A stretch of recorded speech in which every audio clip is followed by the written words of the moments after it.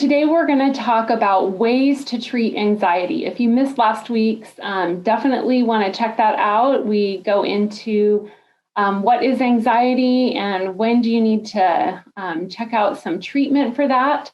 And so today we're going to be talking again with Shasta Hickman, licensed mental health counselor. Can you kind of give a little recap on our previous discussion, and we'll get into the ways that we can treat anxiety? Sure. Yeah. Thank you. Well, last time we talked about when the bear is chasing you, or maybe when it feels like the bear is chasing you. Right. So anxiety is a natural response that comes up in our body. It's a biochemical reaction.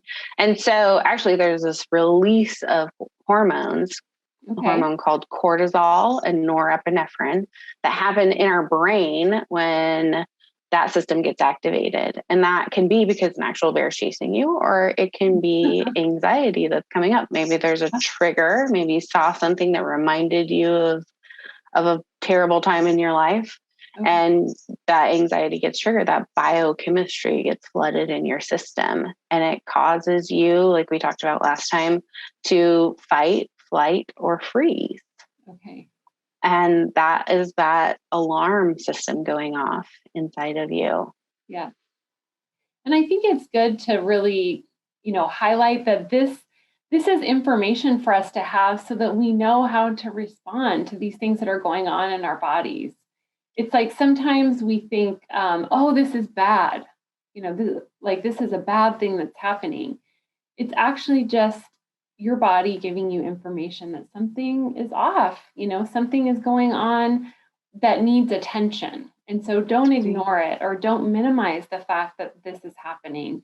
I think we really need to look at, okay, well, how can we treat this? How can we address the anxiety that we're feeling? So I'd love to hear a little bit of your perspective on that. Sure. Yeah. So when that warning system is going off, the car alarm is blaring, it's telling you something's going on, you need to pay attention over here. Right. We want to determine that, maybe this is more than just this momentary anxious feeling that I'm going to feel today and it's going to go away and I'm not going to think about it again for a long time. But it's something that's kind of persistent, that's showing up on a regular basis, and it's interfering with our functioning, maybe our relational functioning or our ability to go out and do the things that we want to do and that we care about. So that alarm system's going off. And so now we know we need to maybe seek some treatment. So we can retrain that alarm system. Sometimes it gets stuck on. Okay. I like that picture. Yeah. I used to have a neighbor who randomly in the middle of the night, their car alarm would go off. Which just be like 3 o'clock in the morning and the alarm is going off and nobody's out there. Yeah. Yeah. So sometimes for some reason, the alarm system gets a little glitchy and maybe it gets stuck on and we can retrain it. So one way that we can do that is through cognitive behavior therapy. That is one of the mechanisms. That's an evidence-based practice, which just means that it's been researched and they've watched over time people that have used it to treat anxiety. They've gotten better.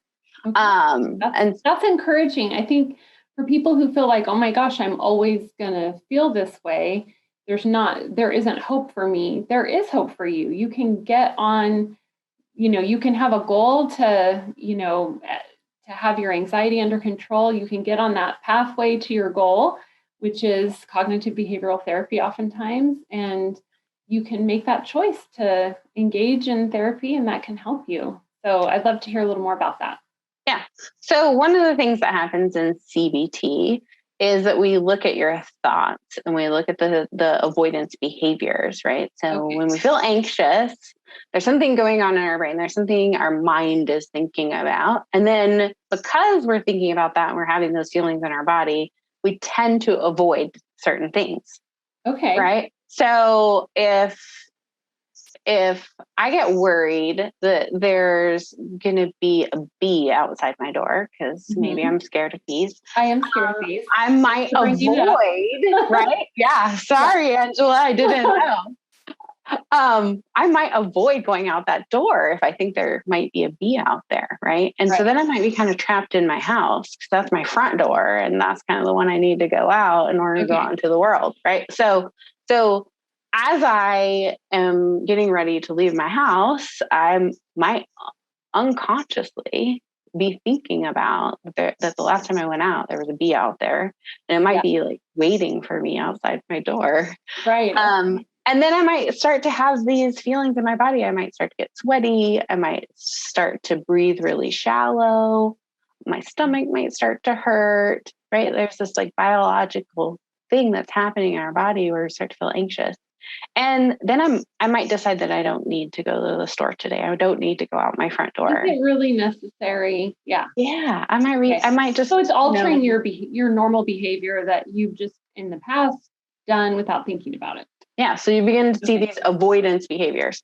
So when we do the therapy, we think about our thoughts, which sounds kind of funny to think about our thoughts, but there are thoughts that are kind of automatic and often negative. And when we begin to think about our thoughts, we can notice, oh, that's an automatic assumption that I made that there's a bee outside. I don't really know if there's a bee outside.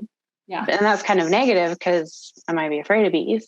So, so and then it reinforces the avoidance. And what happens is the more that we reinforce the avoidance, the more anxious we get. Yeah. So then It's the not next, like you're helping yourself by the avoidance.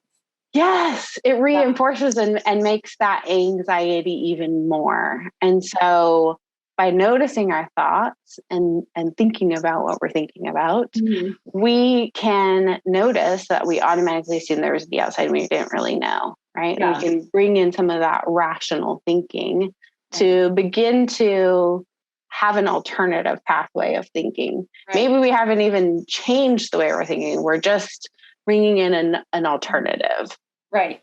And that really, truly is the key to helping our anxiety. Because once we can become aware of those thoughts, we don't even have to force them to change. They begin to change as we bring in alternate ways of thinking about something. Right. And I think it's something to be said for the fact that that's how God created our brains to work.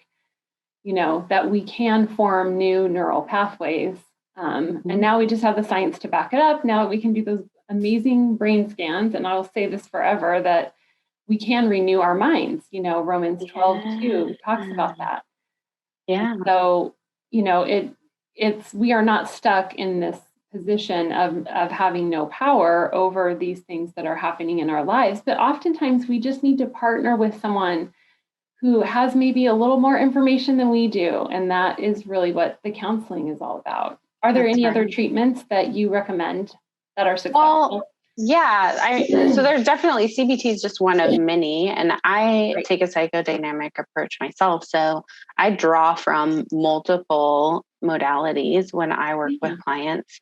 Sometimes anxiety is founded in trauma, right? And so we do trauma therapies to help treat the underlying cause, the trauma, the root of the anxiety, right? So we do CBT to deal with the current moment, but ultimately that anxiety is going to persist unless we treat the trauma.